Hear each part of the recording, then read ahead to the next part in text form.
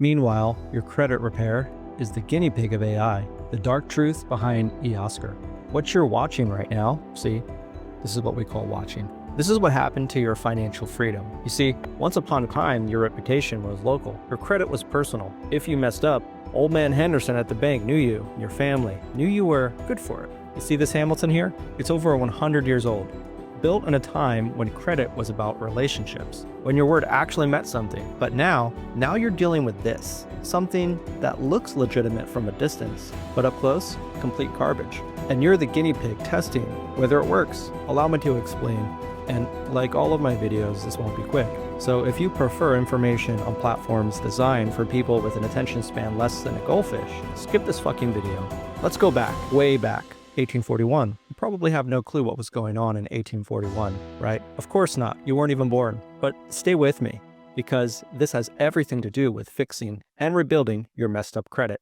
A guy named Louis Tappan, or at least I hope I got that right, a New York merchant and abolitionist, created the first formal credit reporting service in America. He called it the Mercantile Agency. Now, you probably never heard of it because you don't know shit about credit. His network of informants included future presidents Abraham Lincoln, Grover Cleveland, and William McKinley. These guys were literally spying on people, reporting everything they could find, even if it wasn't true. But here's where it gets wild. By the late 1800s and early 1900s, you had hundreds, sometimes thousands, of small local credit bureaus, each one tracking different stuff about you. It was like having a mini DMV or hospital in every region. You see, before 1970, credit reporting was nothing but gossip mills.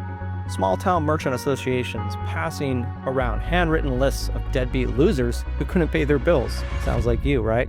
But it wasn't just debt. They tracked newspaper clippings, job promotions, marriages, arrests, even deaths. None of it verified, of course. Most of it rumor. Sound familiar?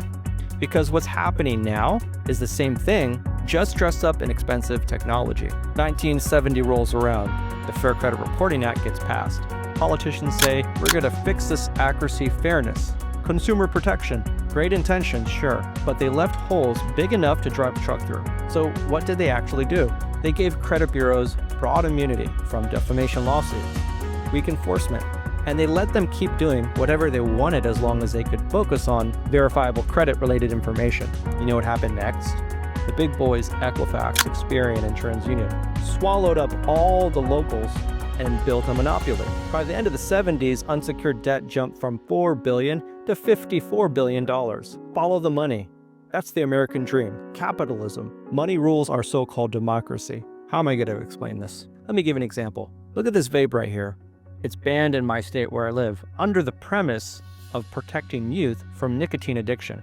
Meanwhile, tobacco companies still legally sell cancer sticks unfiltered, polluting the streets with cigarette butts. You see the pattern? The tobacco industry lobbied like hell and protected their profits. Same thing with the credit bureaus, right? The right relationships and enough money can bend any rule. And it's the same in court. If you've got money, you walk.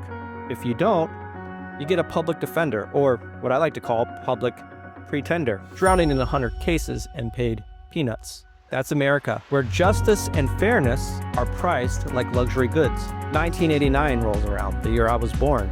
The FICO score arrives, and now they turn your entire financial life into 2 or 3 digits. Clean, simple, and marketable. But by 1993, they had a problem. Millions of manual disputes flooding their mailboxes. People fighting back. It was costing them real money. So they built a machine called eOscar, an automated system that takes every dispute, no matter how detailed, how much proof you provide, and it reduces it into 2 or 3 digit codes. Your entire case, all your evidence becomes 27 or AI or whatever code some overworked reviewer picks in your 4 minutes of review time. 4 minutes. Now here's where it gets dark. You want to know the eOscar's mission statement? To provide efficient, standardized processing of consumer disputes to ensure complete and accurate reporting. Sounds nice, right? But notice what's missing. You.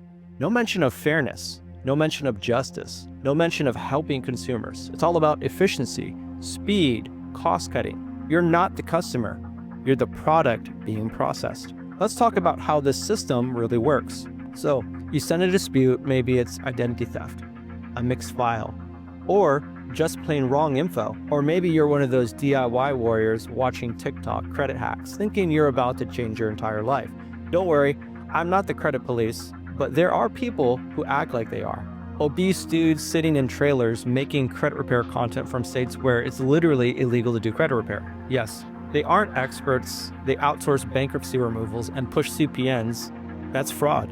So be careful who you listen to. Here's what actually happens when you dispute. Step 1, a reviewer has 4 minutes to look at your case and assign a code. Step 2, that code, not your evidence, gets sent to the creditor. Step 3, the creditor sends back a response, which is just another code. Most likely it's verified as accurate or something else. That's not what you want. Step number 4, the bureau accepts it as fact. Your proof, completely ignored. Your evidence, lost in translation. The system is designed to protect the creditor, not you. And yes, the government's caught them doing this already. There are lawsuits proving it, but the system hasn't changed because automation saves them billions. So yeah, you might think we're all screwed, but you do stand a chance. You just need to work with the right people, not some lazy AI program or cookie cutter template. The bureaus literally have AI detectors that throw those out before a human even sees them. Here's the truth. eOscar is the fake Rolex of dispute resolution. Looks official, sounds professional, but inside, it's designed to fail. And the bureaus are counting on you not knowing the difference. Is it a conspiracy? Not exactly. There's no smoke-filled room. It's all documented. The credit industry spends tens of millions lobbying Congress. Their lobbyists write the very laws meant to regulate them. This isn't regulatory capture. This is regulation. They wrote the rules, they built the system, and they profit from keeping it broken. Meanwhile, regular people suffer. Complex disputes like identity theft and mixed files get boiled down to a code. I've seen clients send in police reports, notarized affidavits, bank statements, proving fraud, all reduced to code 27. Then the creditor marks verified as accurate, and boom, dispute denied. That's the human cost. People feel trapped in a system they can't see, can't understand, and can't win against. And they're right because the system was never built for them. Every time you file a dispute, you're the guinea pig. You're testing whether their AI still works, whether their automation can still handle your case, whether their cost-cutting algorithm is good enough. And when it breaks, they don't fix it. They replace it with another broken system. But here's what they can't automate: awareness. Once you understand how the game works, you stop playing it their way. Wealthy people don't accept systems that don't serve them. They find ways around them. They hire experts. They use knowledge as leverage. Poor people think the system is fair. Rich people know it's rigged, and they learn how to win anyway. So which mindset do you have? Are you going to keep feeding your disputes into their algorithm, hoping for a miracle? Or are you going to start playing the game like someone who knows exactly what they're up against? Because here's the truth. The bureaus can be beaten, not by playing their game, but by exploiting their weaknesses. Precision beats automation. Craftsmanship beats mass production. Knowledge beats algorithms. Don't be their guinea pig. Don't let them experiment on your future. Don't settle for fake solutions when you deserve the real thing. The credit repair industry exists because the system is broken, but you don't have to stay broken with it. Time reveals everything, and it's time to reveal who's really in control of your credit. Are you ready to stop being their experiment and start being their problem? Because at Pinnacle Credit Repair, humans still beat machines.